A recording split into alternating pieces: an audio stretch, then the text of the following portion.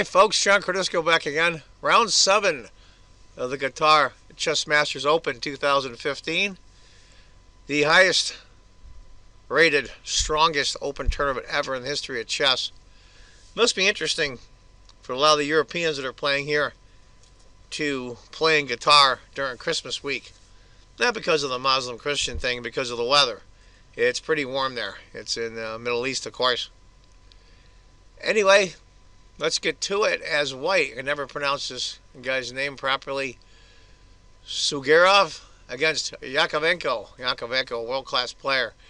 You see a lot of these names in these open tournaments you don't see often. Let's get to it. Sjugirov is white, Jakevenko is black. It's going to be ready. We'll just go through the opening here. Typical stuff. Bishop. We're not big on openings here, even though I might do an opening series, but I'm so weak in my openings, maybe. Putting together something in the future. C4, just to go after black center. Knight E7. Knight C3. Of course, you don't want to take here. And then knight comes up and gives black a nice tempo. And that's a good knight there. Knight castles. Pawn finally takes. But he takes with the e-pawn, which I was a little surprised. Maybe he just didn't want to switch off the knights. G4, bishop backs up. Knight H4. Now that says that's the last book move. So it looks like that white's going to get black's light squared bishop, which will make this bishop the king of the board in a lot of ways. Knight B6. No point in taking it now. You can always get that bishop. So bishop G5. Queen D7 just to stop the pin, put the queen in a little better spot. A4 just to chase off that knight. Rook A to E8. Okay. Maybe a tiny advantage for white, if at all. The position's okay. I'm not real thrilled with the isolated D-pawns for either side. That bishop, I'm not sure what he's doing on G5. He's not doing much of anything right now. A5 to chase the knight. Now, computer likes D4, and I agree. But knight to A8 is going to go back it up, which is really unlike Jakevenko. He's a solid player. I'm surprised he did that. Knight takes. But he takes with the knight, not to disrupt his pawns. Queen A4. Queen E6. Okay. Can't go after him with the rook because there's nothing guarding the E1 square more than once. Bishop D2. Now he's got it there. Now he moves the queen up to E5. Threatening mate. F4.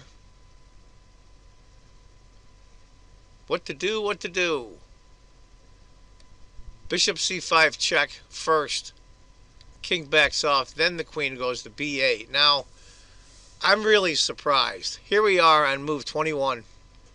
I know these new guys coming up are really strong. White is rated 26-46. Jakevenko is 27-37. But to see this black backed up like this on move 22 and Jakevenko of all people, I'm really surprised. Knight takes. Bishop D6. It just looks horrible for him. Queen of D4. I don't know where he went wrong, though, specifically. Maybe you guys can put a comment in the comment section where you think Jakevenko went wrong. Maybe that knight to A8, of course, even though it wasn't a stunning move. At least the knight would have been back in the action. And this is where I think Jakevenko loses his nerve.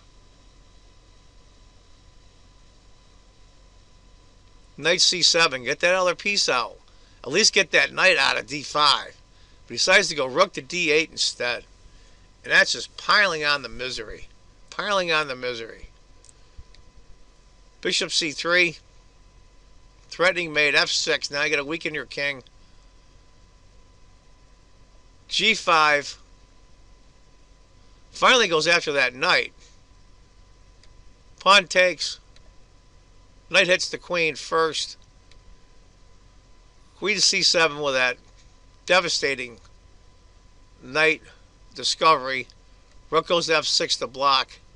Pawn takes. Now you don't want to take that pawn. He's kind of guarding your king. He's kind of like a traitor. He's he's kind of blocking the way for the white pieces. So that's a good deal for black. Rook to c8. And here we go. Knight checks. King has to take finally. Knight goes to d7. Discovered check. King moves. Takes the queen. Rook takes. Pawn takes. It's just devastating. He's going to pick up the exchange here, but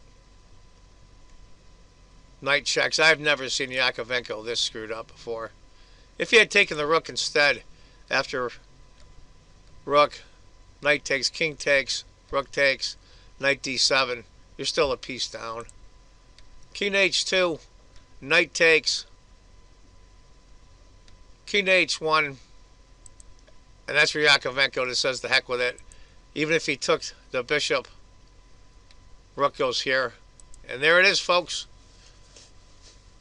It's not much you see Jakevenko this bad, to be honest with you. Granted, that knight is trapped, so he's really down the exchange and a pawn. But even still, look at that knight on a8. Holy crap.